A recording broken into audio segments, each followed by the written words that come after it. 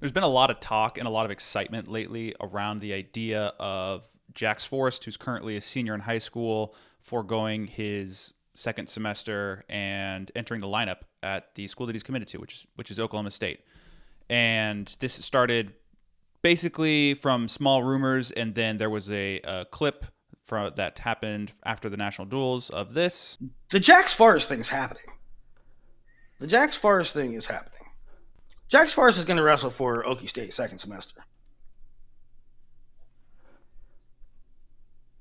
You really told me that this weekend, and I said, there were whispers about that over the last month or so, because again, and we had talked about this before, and I said when Jax was on this show, back early summer, he's like, I really want my final year at Bishop McCourt.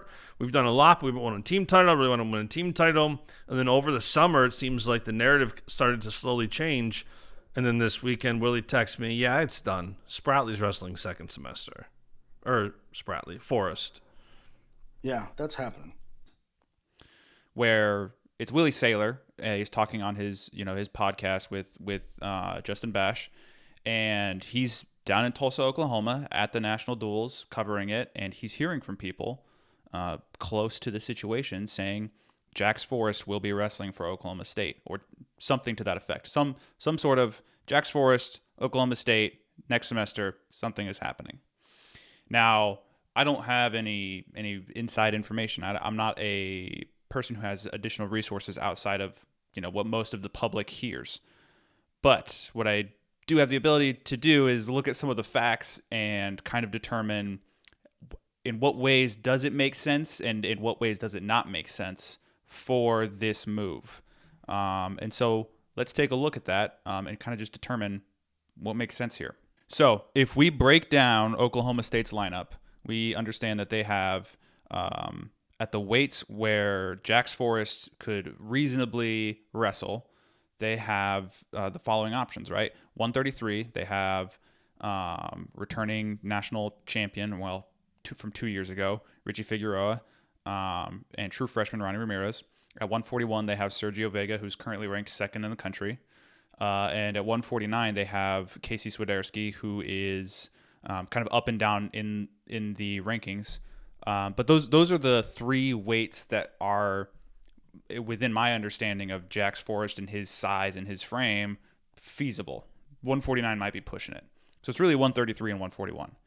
Now, it wouldn't make a whole lot of sense for them to say, okay, we're bringing in Jax Forrest for 141 because Sergio Vega looks like a guy who can contend for a national title. And what more do you want? Especially with a guy who is at the top of that weight. It's Jesse Mendez, two-time national champ, contending for the Hodge Trophy this year. So the weight that would really only make sense that you would say Jax Forrest can fill this hole in the lineup is 133. So if we take a look at their options here, we can kind of break down and sort of introduce some math. Why does it make sense and why doesn't it make sense? Now, as I mentioned, 133, the current two people who have been in the starting lineup for Oklahoma State are Richard Figueroa, a transfer from Arizona State, and Ronnie Ramirez, who's a true freshman. Their current slates this year have been as follows. Richie Figueroa is 1-2. He's got a win over an unranked Air Force wrestler that happened last night, 8-6.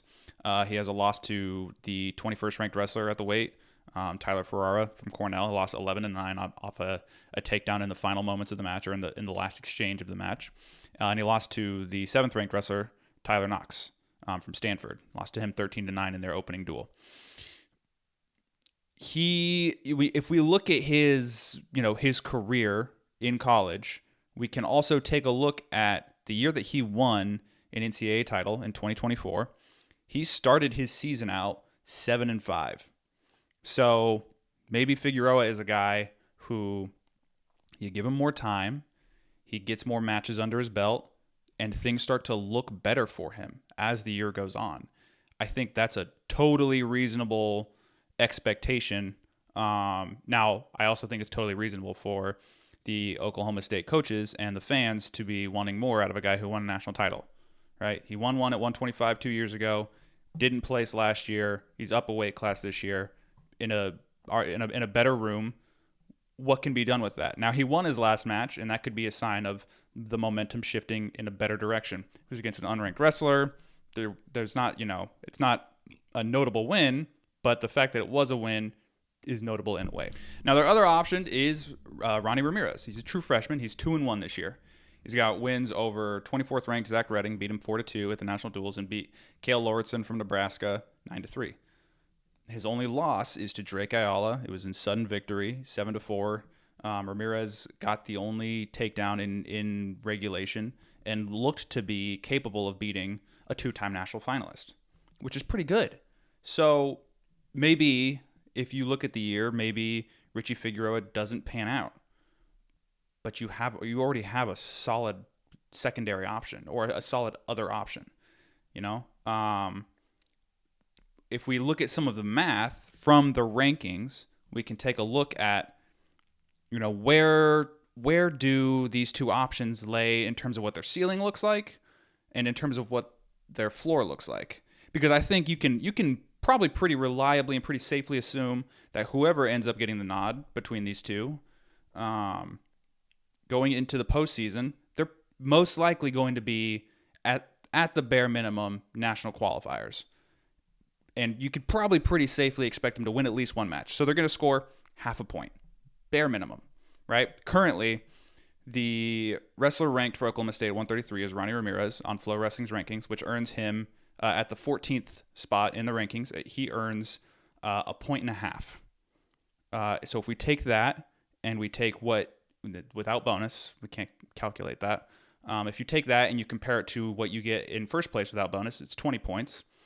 That is an 18.5 point difference. And so if we take what Oklahoma State is currently at projection-wise, which is 5th place, 72 points, that moves them up to 90.5 points, which gets them 4th place. So it's not it's going from not getting a trophy to getting a trophy. And, we don't have the calculation of bonus points, and obviously things are very different from November to March, plus the actual tournament, transpiring. So there's a lot that happens, but they're at 90.5 points projection-wise. If you have Jax Forrest at first in a weight class that's deep, which we'll get to, puts them behind Iowa, who's at 3rd with 93 points, and Penn State is in first place with 118.5 points. So that Jax Forrest could pin his way through the tournament.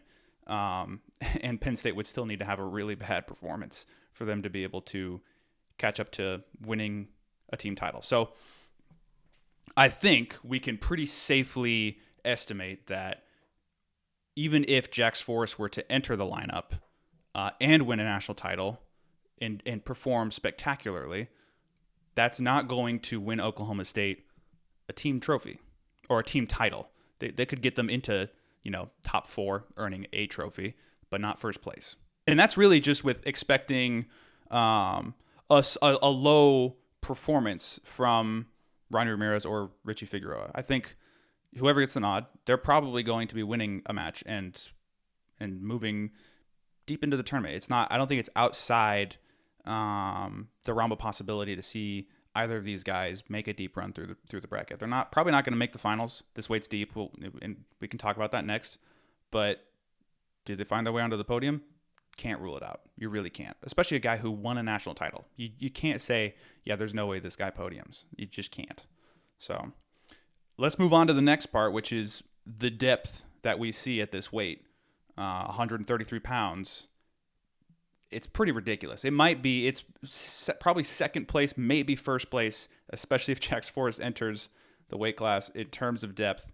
And we only really have to talk about tier 1, the title contenders at this weight, the people who are being considered, yeah, we could see this guy making the national finals. And there's 5 of them. So the first 3 are returning national champ Lucas Bird, 2-time NCAA finalist Drake Ayala, and Ryan Crookham. Now, we haven't seen Crookham for a while, but we know what he's capable of. He beat a world champ, Vitor Rujau, twice. Drake Ayala has made the national finals twice, and Lucas Bird has done the dang thing. He's won a national title. He's good. And he's continuing to look good this year. Now, Drake Ayala took a lump. He got majored, and he almost lost to Ronnie Ramirez at the national duels. And we still haven't seen Ryan Crookham. He hasn't competed yet this year. So those guys are good, but they're not really the three that I'm worried about. The ones that I'm worried about are the next two, which is Marcus Blaze, who has beaten Jax Forest in their most recent matchup. They wrestled at the 2024 Olympic trials, and Marcus beat him 8-1. The other option, the other concern at the weight is Ben Davino, who major Drake Gaola at the national duels. He's also Marcus Blaze's last folk style loss, so he's good at folk style. He's an accomplished wrestler. Now, Forrest and Davino did wrestle this last summer at the U.S. Open, and Jax Forest won that match 4-0. So it's not impossible in any way, and I don't think anybody would write off the idea of Jax Forest being capable of winning this weight. But it's also very possible that Jax Forest doesn't win this weight. You got to win. You got to beat a lot of talented wrestlers. When thinking about the risk versus reward, this feels like a move for Jax Forest and for David Taylor in the Oklahoma State program. This feels like a high risk, we can break down the risk, but a low reward. We're moving the needle, but is it getting us anywhere is the question that I like to ask. Now, as I just mentioned, the risk is something to consider, because what really is at stake, what are we risking? What is Oklahoma State, what is David Taylor and Jax Forrest, what are they risking by considering the idea of wrestling this year? Because we're seeing a trend of kids, of wrestlers, freshmen, not getting a red shirt. They're just going out there, they're ready to compete right away, and they're competing. They're scrapping, they're wrestling, they're having success. Jax Forrest could be a part of that, 100%. He would be if he was wrestling right now. He would be a title contender at the second deepest weight, maybe the deepest weight in the country. But I think whenever we think about Jax Forrest and his frame and what he has wrestled most recently, and putting all of those things into consideration, he made the senior world team this summer. He made that at 61 kilograms, which is, if I can do some quick math, 122 pounds plus 12.2. That's 134 pounds, give or take, somewhere around that. So he made that for the U.S. Open, Final X, and Worlds. Those were spread out April, July, and September. Drop from 134 and a half, whatever it is, down to 133. And instead of making it 3 times over that span, you might make it twice in one. If you're wrestling at NCAAs, you're making it Thursday, Friday, Saturday. Boom, boom, boom. Are you going to be able to compete? Look, Jax has a frame. He could be very easily a 41, 49, maybe even a 57 pounder. He's got the room to grow and put on mass, muscle, strength, size. So, is 133 a weight class where Jax Forrest even belongs? I'm skeptical on it, which might be a controversial thought. But I think it would be kind of a risk for him to, for his career, because what does everybody want to do individually whenever you wrestle in college? You want to be a 4-time NCAA champion. And so if you take this risk of putting yourself in the lineup at this weight class for really, what? For what are we trying to do by doing this?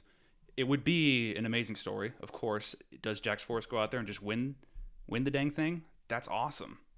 And then, you have a stellar start to your career.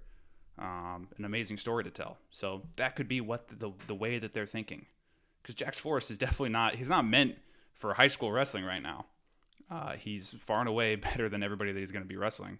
So that, on top of the fact that, this doesn't fix it, but it maybe alleviates the pressure of the fact that Oklahoma State is going to have a log jam from 33 or 41 to 57. They've got Ronnie Ramirez, Jax Forrest, the Rainey brothers, Sergio Vega. That's 5 wrestlers in a 3 to 4 weight class area where somebody's going to be sitting on the bench and they're talented, very talented. So what does that look like? Not to mention everybody else within the Oklahoma State lineup. So that it could be a problem. Now, another thing this is just a totally random fact at the end here. There's a possibility that we don't see Jax Forrest wrestle until 2028, 29. Where NCAAs is in 2029. because Jax Forrest could redshirt next year, which would be the 2027 NCAA championships. He could Olympic redshirt for the 2028 NCAA championships, and then his freshman year would be then, and he would be like 22, turning 23 his freshman year, which I don't think he wants to do. I don't think David Taylor has that plan. I'm sure he's gonna be starting right away next year. I don't know at what weight, but yeah. Conclusion, I don't think it makes sense for Jax Forrest to, wrestle in college this year. I think he should finish out high school this year, move down to Stillwater, get things rolling. But maybe I'm wrong. Let me know what your thoughts are. This is my conclusion. Keep the lineup the way it is. Wrestle Ramirez or Figueroa, whoever ends up winning the spot. Wrestle your team, contend for a trophy, get it done. That's basically what I think. So let me know your thoughts. Have a good one.